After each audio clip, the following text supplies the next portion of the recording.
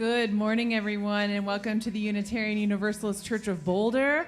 My name is Dr. Emily Coriath, and I am delighted to serve as your music director. I'm one of many people who will greet you this morning. That is very much on purpose. We are just overjoyed to share part of your Sunday with you. Will you please rise in body or in spirit and join in our opening hymn, which is number 55 in the gray hymnal. The lyrics will also be projected on the screen. A favorite of the heart, Dark of Winter.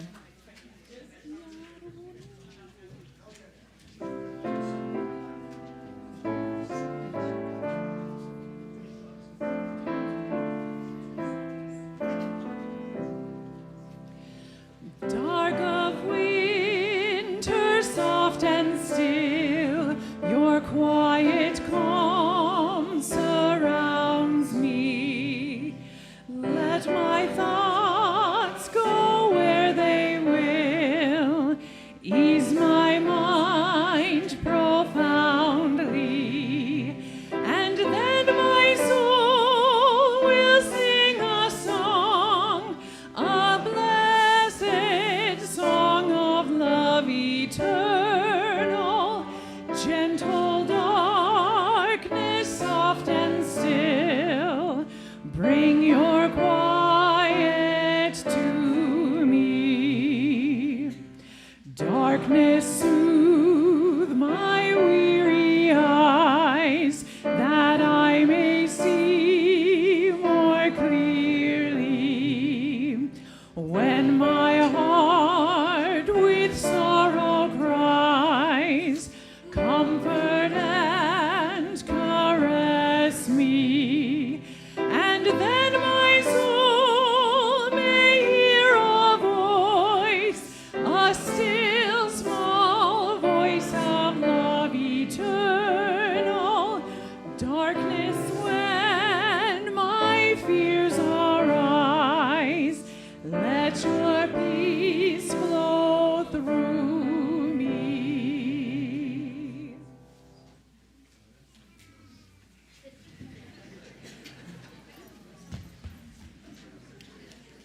Sign that person up for choir.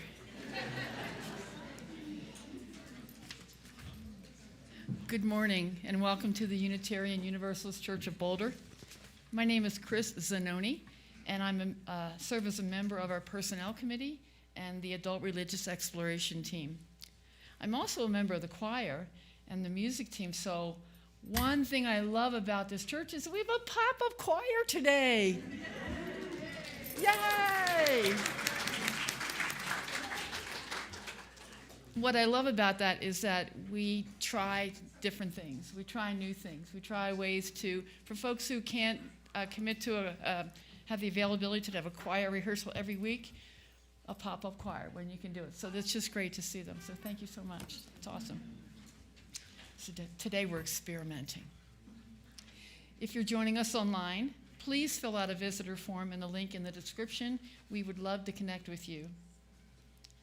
To give you some idea of what we're about, let me tell you about our mission. What we say is that here we connect bravely, deepen spiritually, embody justice, and always love. What we mean is that this community is inviting you into our shared time together today, but it's also inviting you into a way of life, a way of being in the world that may transform you. We want to grow as individuals, and we want to help you in your personal dream to make the world and your life better. So each week we gather and we light our chalice, just as 1,000 other congregations do each week around this country.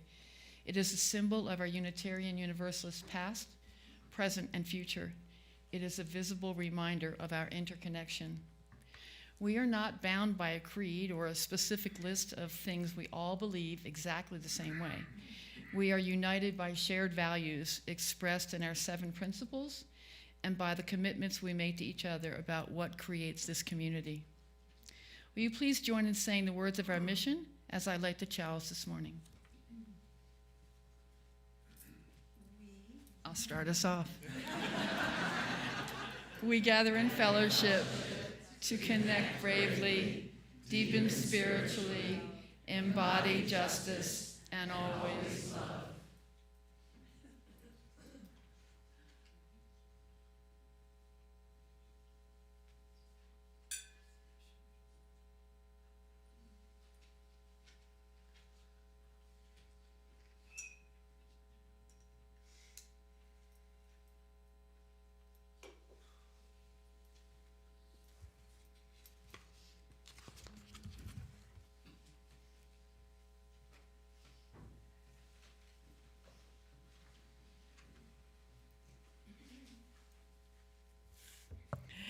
This feels so far away.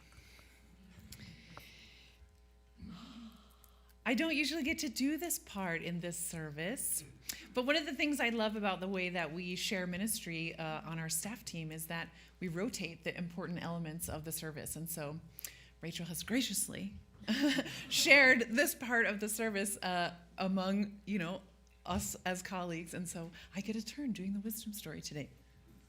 And it's not so much a story as it is a practice.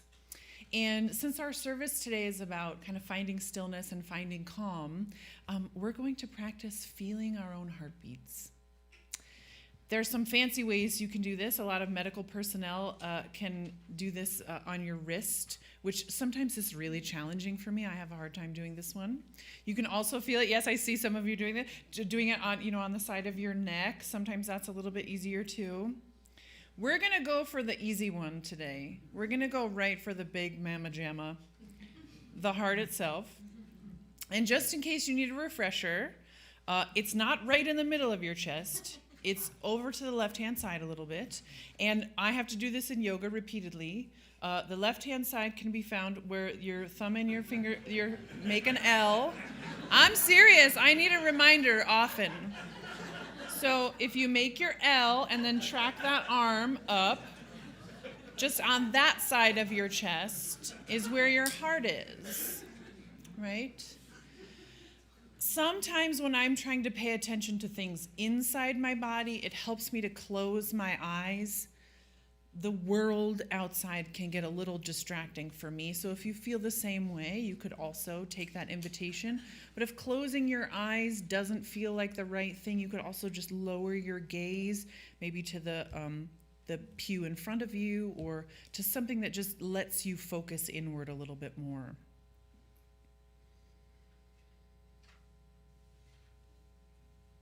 See if you can let your body settle. You can move your hand around if you need to, use a different part of your hand if you have to. Sometimes if you feel that it's hard to track, you could lean forward a little bit. See if you can bring the organ itself a little bit closer to the front of your chest.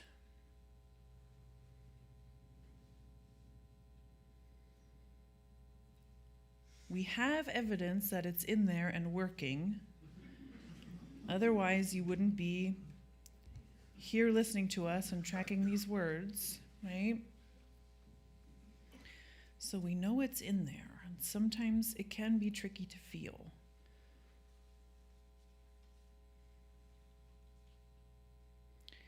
And with a little bit of practice and experience, some people are so good at paying attention to this, they can even do it without their hands. That they can slow themselves down and quiet themselves down enough to feel their heart beating inside of them just by paying attention.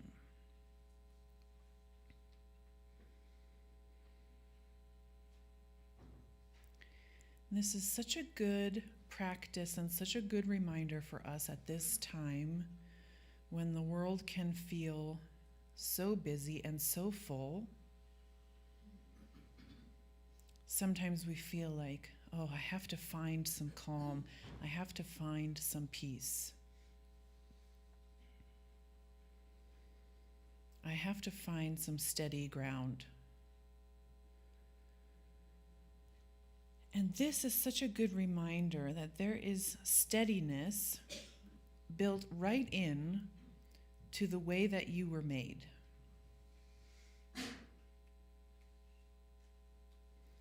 Sometimes it can get so overwhelming outside that we feel like we lose control of ourselves, that it's hard to regulate our feelings, it's hard to be nice to the people around us, it's hard to be patient, it's hard to find the good in things.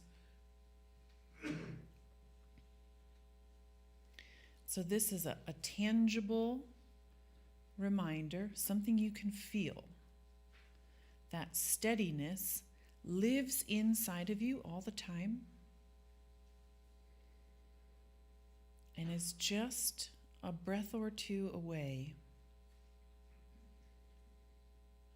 waiting for you to notice, waiting for you to remember.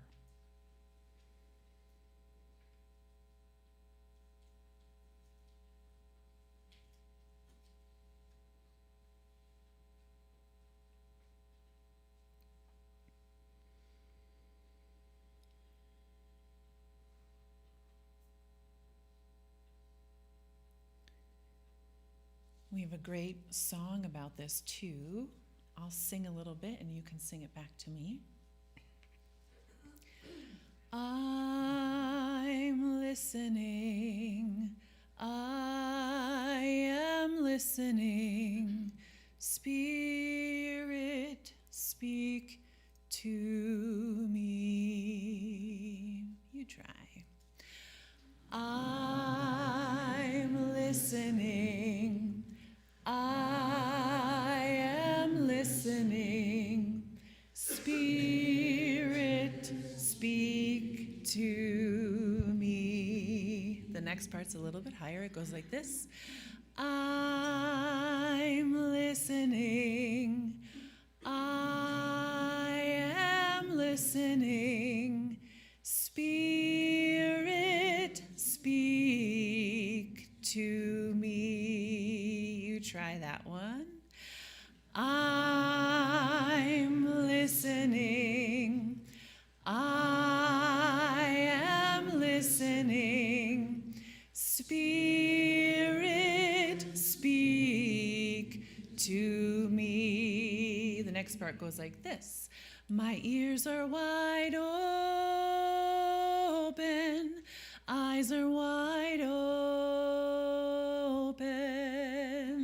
to see what I may be. Your turn. My ears are wide open. Eyes are wide open to see what I may be. Yep, one more. Listen to this.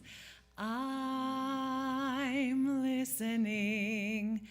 I am listening. Spirit, speak to me. Your turn.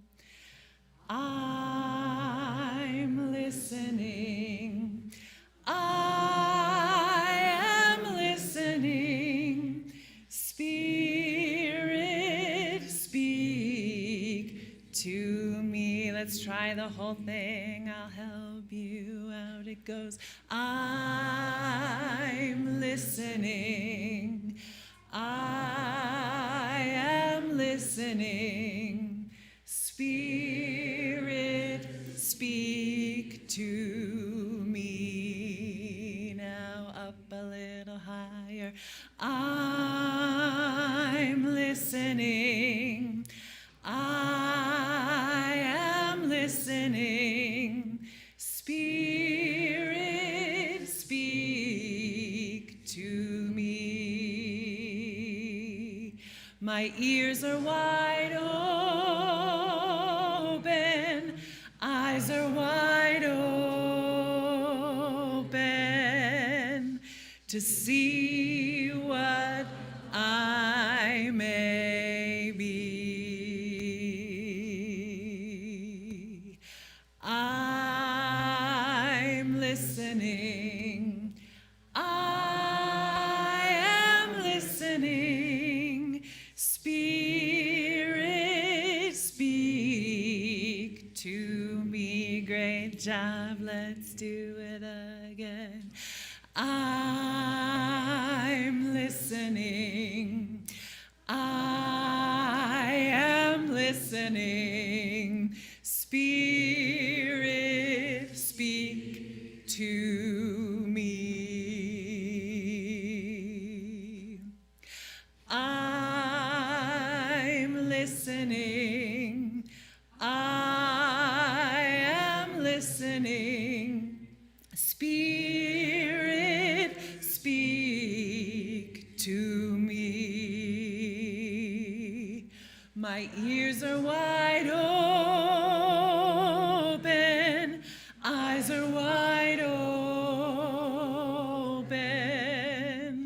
to see what I may be. I'm listening. I am listening. Spirit, speak to me. Let's take a big breath in.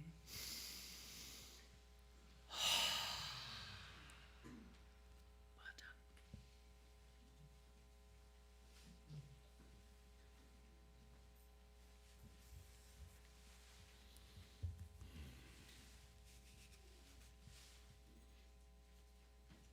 Part of that practice of singing together in a room like this, part of that practice is doing two very different things at the same time. One is listening to each other, right? Of just soaking up the sound of the room. And the other is singing also. And I know for me, especially with new music, I swing back and forth these two things sometimes. I'm a good enough choral singer when there are strong people around me. But if I spend too much time listening and just soaking up the sound of the room, I discover I'm not singing the notes or the words or the rhythm. Then again, on the other hand, if I spend so much time just focused on, am I getting this exactly right? It's just me getting the notes and the words and the rhythm just right. I've sort of lost the thread, because even if my little piece of it is just right, it's sort of like, what's the point of being in a room of other people singing together? I can do that in the car just fine. It's both of these things at once. Ooh, you have to listen as loud as you sing.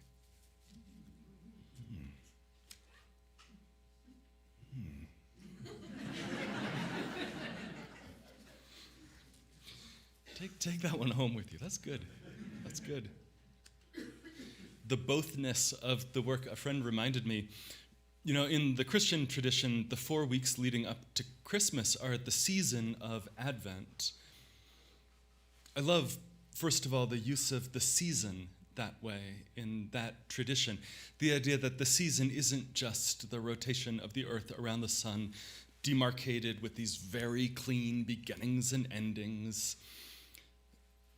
but instead that seasons are also something that happens inside of you, that a season is an emotional experience, the way that you might live through a season of grief, a season of a new relationship beginning, a season of hoping and waiting. The season of Advent, this time of waiting and wonder, it comes from the Latin advenire, to go towards, to approach, but it also comes from the Latin adventus, meaning to arrive. To approach and to arrive, right? You need to approach as loud as you arrive. The paradox of the season maybe is that paradox captured in the etymology of the word, that it's these two things at once, simultaneously waiting for something that's coming, all the while arriving at the same time, arriving in ourselves, arriving in time, arriving in space, arriving in the lives that we're called into, yet never all the way arrived, done.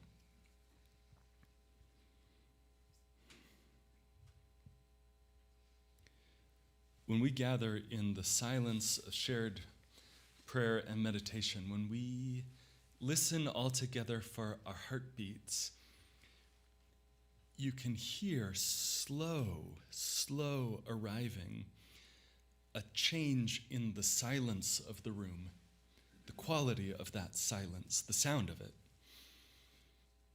And there's no one thing you hear exactly, but altogether that silence grows and it deepens. You hear the sound of 150 people breathing together, relaxed instead of tense. You hear the sound of tension going out of 150 faces? How do you hear that? You hear the sound of 150 pairs of hands resting. If you listen to that silence, you can hear it change. And in that, experience both your own silence, your own breath, your own heartbeat, and also the shared breath and the shared heartbeat. Physiologically, in silence and in singing, our heartbeats are coming into alignment with each other. You can feel that in your body on some level. The sense not of losing all sense of self and becoming once and for all united with everyone else. And on the other hand, the sense not of only being in your sense and coming home perfectly to yourself, but both of these things, both at the same time. A part of a whole, unique and united. And in that spirit, I invite you to breathe deep this breath of life, and to be here now, and listen to the silence arrive and be arriving in the silence of this room. And be together with our breath for a few moments.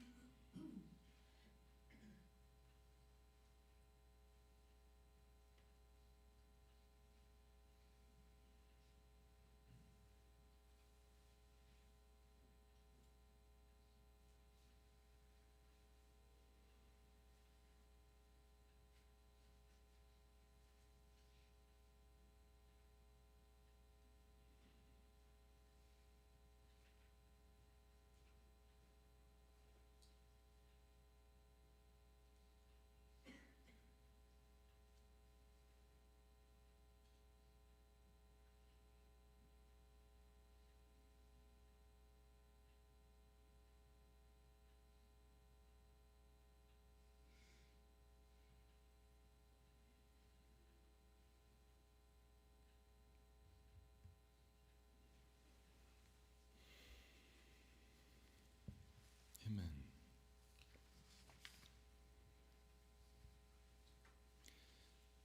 Our commitment to connect bravely means that we're called to be glad with those who rejoice and to weep with those who mourn.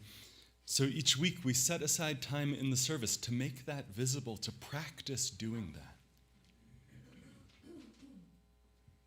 For those of us gathered in person, I'll invite you, when the music begins, to come forward. We'll start with the back, then the sides, and then the front. Silently to take a stone and let that stone be the symbol of your joys, your sorrows, all of those things that weigh you down and lift you up, and then place it into the earth, into something older and larger than any of us, into community. Each of the joys and sorrows here.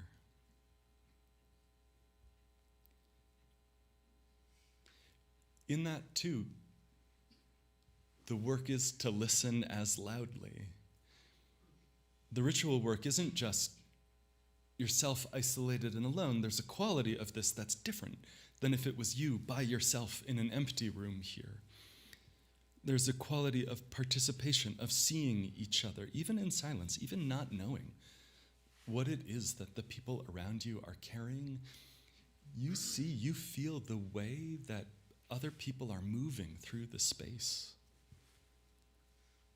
and accompany.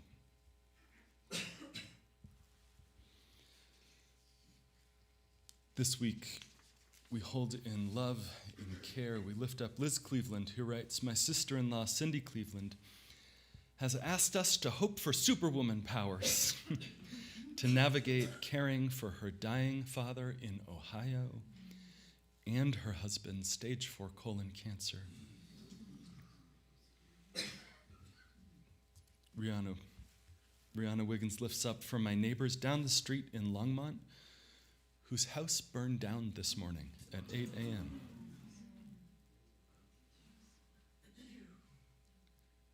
And Sharon Peterson, who says, lately I can't stop obsessing over the death of my son in the military. Please pray for my strength. For all of these blessings, for all of the concerns that we carry, we hold this space in love. We go with you through all of it. Please come forward as you feel moved.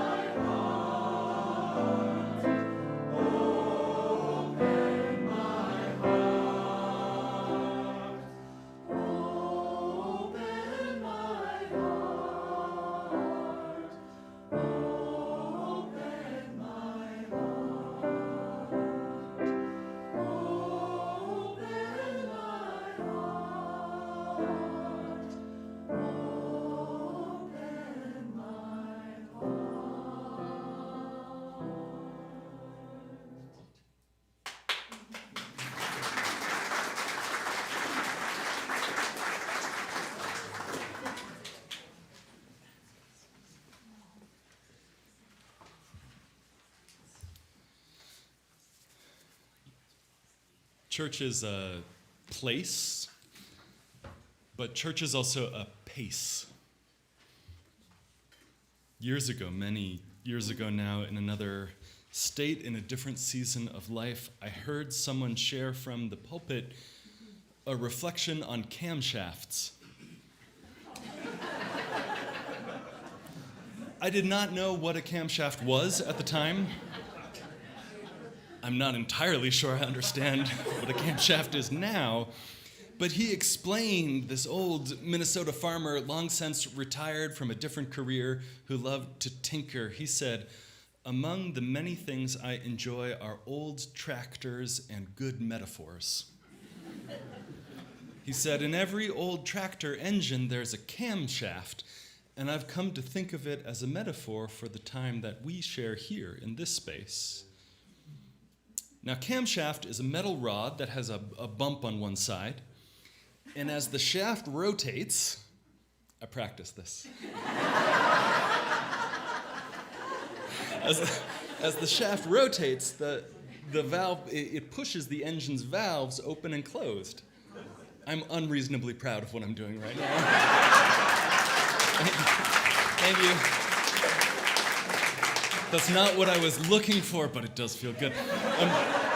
As the shaft rotates, the valve, it pushes the engine's valves open and closed, and through those open valves, exhaust smoke and spent gases are forced out of the cylinder, and fresh fuel and clean air is drawn in for the next power stroke. And he paused, and he looked at all of us expectantly, like of course we understood.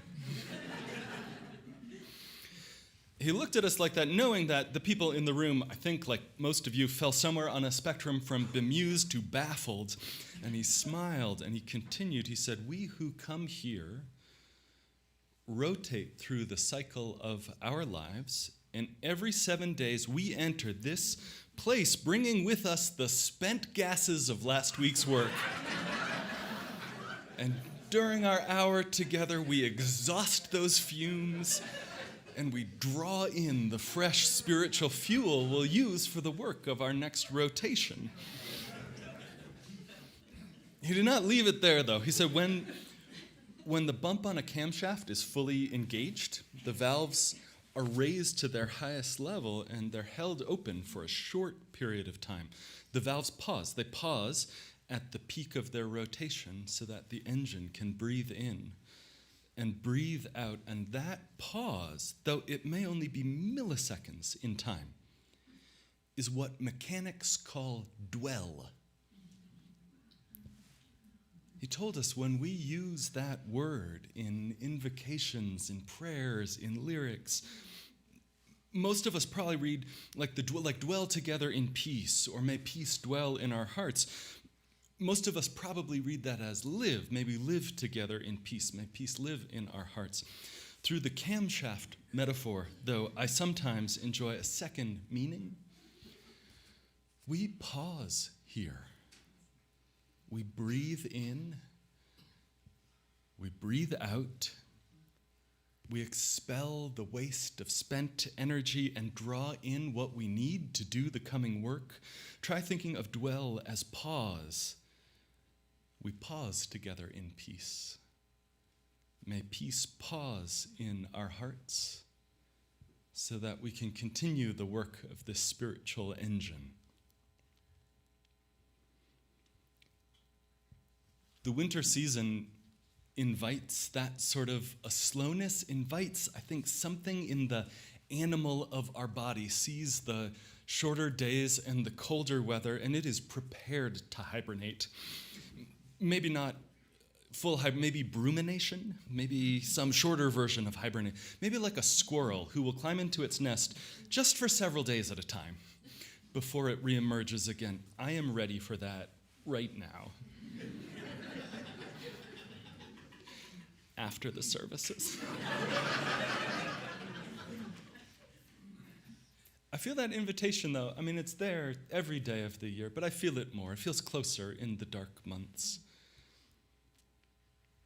It invites a kind of listening to the world.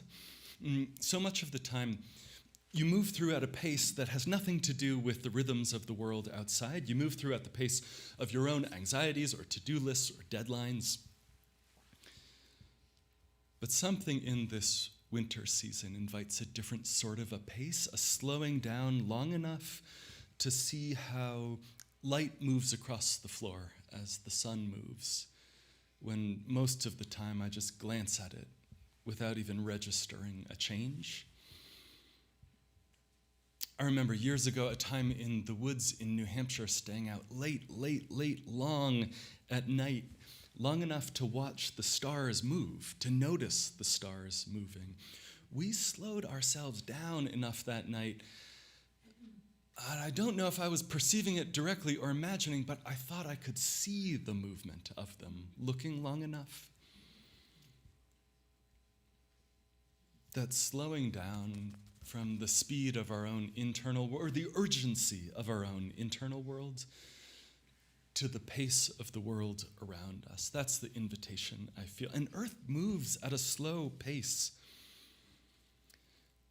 I remember my freshman earth science teacher in high school. It was the very last year of his teaching career.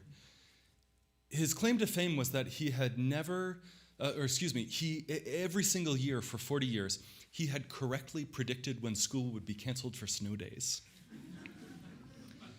I have no way of verifying if this was true, but it was extremely impressive at age 14. In that earth science textbook, there were two photos of the same hillside taken 30 years apart. This footpath with a little hillside next to it. And in the first photo, the trees on the side of the hill were just little saplings, 5 years, 10, I don't know how old trees are, 5 or 10 years old. But 30 years later, the saplings didn't go straight up the way they did in that first photo. 30 years later, the side of the hill had been moving at 1/4 of an inch, 1/8 of an inch a year. The dirt, right, on the side of a hill doesn't stand perfectly still. Well, I don't know how it works out here, but in New England, the dirt on the side of a hill doesn't stand perfectly still. It flows slowly. And in that second photo, what you could see was all of these trees had a little bend at the bottom, right? Whereas the earth had moved under them, they'd curved up to still go looking for the light overhead. That's the pace of change. Sometimes that's the pace of the earth. That's the speed that this season can invite us back into, to slow down that slow. That's the same sort of speed that the bulbs are growing right now. Last month, 6 weeks ago maybe, the kids planted bulbs in the front garden that are going to bloom in the spring that we'll see. And sometimes you think of them resting in the earth there as stationary, as like motionless. So many times I reveal that I'm not a gardener. And then all of a sudden, flowers just sort of come out of nowhere. But those bulbs are moving. Right now, they are in motion. Just slow.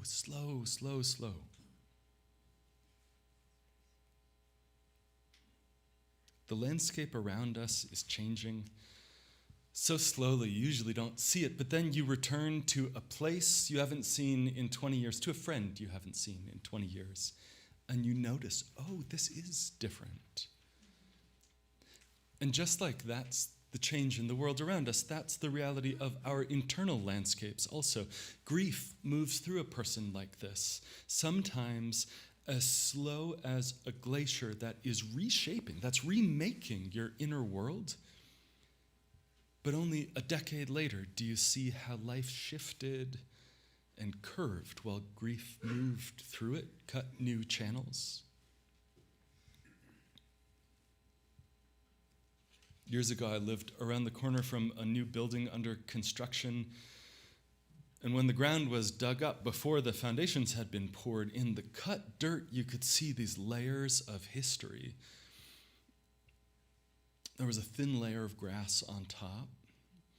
And then below it, a layer of bricks, haphazard, left behind, like the bones of some old building that had knocked or burned down there. And then below that, the dark of topsoil, and then another 5 feet below that, this tan, sandy mix left by the glaciers that covered the Midwest 10,000 years ago. These layers shape slowly, imperceptibly over time. But they're there in the world around us and in our own lives too, underneath the topsoil of your own life, underneath the rush that we move through, the urgencies that claim us. Underneath that is a landscape shaped slow, shaped in time. To face that, to make sense of that, to visit those parts of yourself requires slowing down enough to notice them. A friend who worked as a hospital chaplain, I heard from them what one of the Franciscan sisters in the hospital told them when they were coming to her baffled by what to do with a particular patient in a particularly challenging place. And she said, "Don't just do something, stand there." Which is much more difficult advice to take than to hear. Don't just do something, stand there. What will it look like to listen long enough to the pace of your own heartbeat, to slow down to it? What will it take in silence or in singing to let yourself slow down, to approach those parts of yourself? There's no way to force your way into it. It's like if you've just run a race or had a workout, you can't like force your heart rate back down to your resting heart rate again. It's not like, okay, now I'm gonna be relaxed and calm, go back down real quick. I don't know how to do that. It's not a thing. It's this work of making the space for the thing to happen in its own time, of, on the one hand, the effort and the intentionality, and on the other hand, the allowing it to happen in its own time. We are in this season, the season of the year, but the season of our lives too, in different ways for each of us, simultaneously waiting for that which is to come, all the while arriving ourselves, arriving in time, arriving in space, arriving in the lives that we're called into, and never arrived all the way. Listening just as hard as we sing. Amen.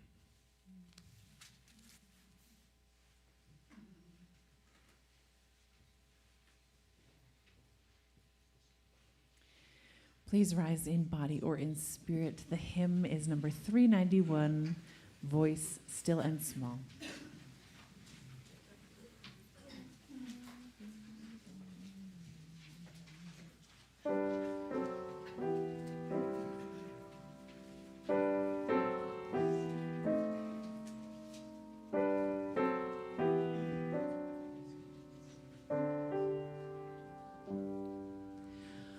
Voice still and small, deep inside all, I hear you call, singing. In dark and rain, sorrow and pain, still you remain, singing. Calming my fears, quenching my tears, through all the years, singing. Voice still and small, deep inside all, I hear you call, singing. In storm and rain, sorrow and pain, still will remain, singing. Calming my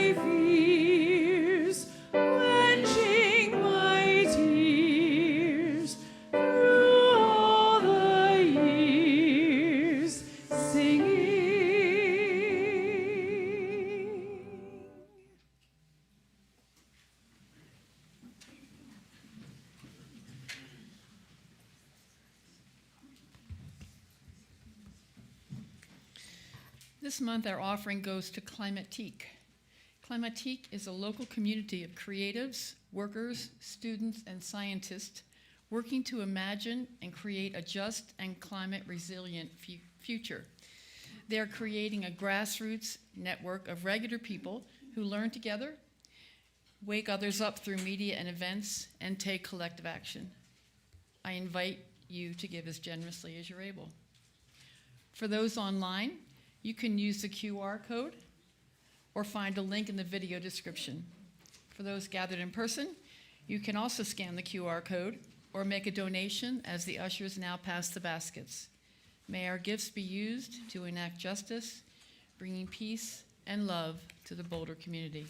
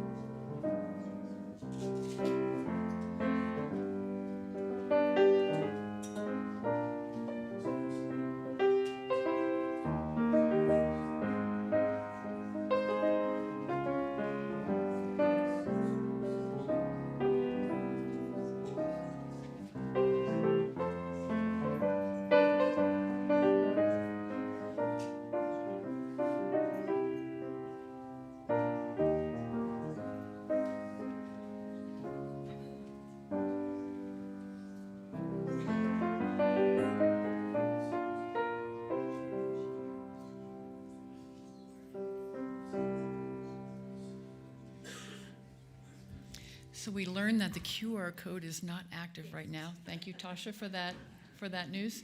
So next week, note to self, double up.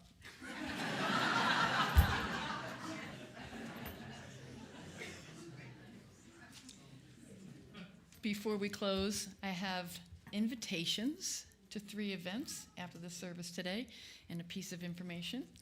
First, newcomers who want to learn more of what we're about and how to get engaged are invited to an informal conversation with Rev David at 12:15 in the listening room, which is just the door all the way to the back. Go through there, and that's the listening room if you're new to the church. Today at 12:30, all those interested in ushering, greeting, or learning more about how Sundays work behind the scenes are invited to an usher and greeter training. That's in the Emerson room. You go out that door, go past the hallway, and it's the first meeting room on your right. And also at 12:30 is the first meeting of our musician circle. Yay, more music. Yay. If you play an instrument and want to make music together, gather in the back of this space. All are welcome. And I'm told from Becky that if you don't have your instrument today, that's no problema. Still come and join the group. Is that correct? Or you can clap. That's great. And then finally, guests at your table boxes are available for pickup each Sunday this month, starting today. Guest at Your Table is a program from the Unitarian Universalist Service Committee, which works globally for human rights through grassroots collaborations. Learn more at the table in the Sky Room. That's it. Will you please rise and body your spirit as we close in song? If you are a person who likes holding hands with others, now would be a good time to do that. If you don't like to do that, you may place your hands on your heart so others may know to respect your boundaries. May this be an opening. May I be an opening. May we be